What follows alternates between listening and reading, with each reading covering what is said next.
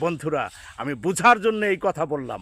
মানুষ তো খালি মব সৃষ্টি করে, আর যে বেটায় মব সৃষ্টি করে ওই বেটারে যদি আমি কই যে তুমি কোরআনের এই সূরাটার অর্থ বলো তো, তুমি কতটুক পারো, ওর 14 গোষ্ঠী আসলে ওই কোরআনের ওই সূরার অর্থ কইতে পারবো না।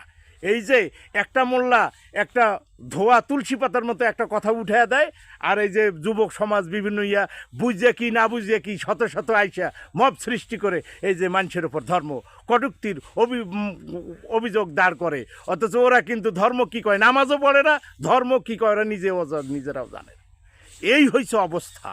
এই অবস্থা থেকে আমাদেরকে বেরিয়ে আসতে হবে। পয়গম্বরী দিন কি বলছে, কি বলে পয়গম্বরী দিন?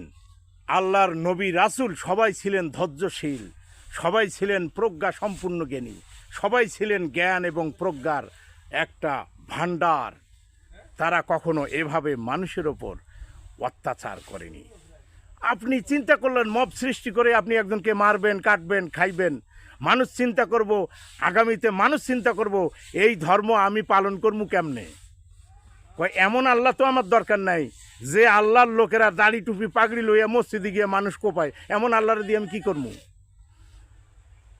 এমন আল্লাহর দিয়ে আমি কী করবো? আল্লাহর তো নিরাকার, দেখা যায় না, ধরা যায় না, ছোঁয়া যায় না।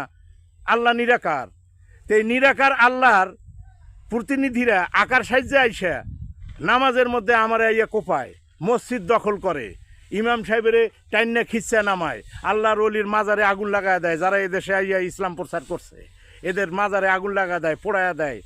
এমন ধর্ম দিয়ে আমি কি করব? অপেক্ষা করেন। পৃথিবীতে যেভাবে নাস্তিক তৈরি হচ্ছে, আপনি মনে করেন না আপনি একাই। মুসলমান এখনও পৃথিবীতে প্রায় 200 কোটি, আর খ্রিস্টান হচ্ছে 240 কোটি, প্রায় 240 কোটি। মুসলমান দ্বিতীয় কাতারে আছে। এই মুসলমান এইভাবে পৃথিবীতে এখনও আপনি স্কটল্যান্ড, আয়ারল্যান্ড, ফিনল্যান্ড, নেদারল্যান্ড, আপনার চায়না, আপনার রাশিয়া, আপনার জাপান, কোটি কোটি লোক ধর্ম কি এইটা জানে না। ওরা শৃঙ্খলাকে ধর্ম মানে। আপনি জাপানে যান, জাপানে গিয়ে আপনি একটা ময়লার প্যাকেট ফেলাই দিবেন, আপনার বাপের কোনো ক্ষমতা নেই, আপনি রাস্তার পাশে ফেলাই দিয়ে হাঁটতে চলে যাবেন। সেখানে শৃঙ্খলা পুঙ্খানুপুঙ্খাভাবে মানা হয়। এত সহজ না। পৃথিবীতে আপনি তো কুয়ার ব্যাংক বাংলাদেশে বয়ে রয়েছেন, আপনি কানাডায় যান, পৃথিবীর বিভিন্ন দেশে যান, যায় দেখেন গিয়া কোটি কোটি লোক। আপনি একটা গ্রামে হাঁটতে যাবেন, দেখবেন যে হাজার হাজার লোক। হেরা আল্লাহ কারে কয় এইটা জানে না। হেরা জানে শৃঙ্খলা, হেরা জানে সত্য কথা বলতে হবে, হেরা জানে কাউরে ঠকানো যাইব না। আর মুসলমান জাতি হইছে এমন জাতি, মুসলমান জাতি চায়নায় যায়। একটা গল্প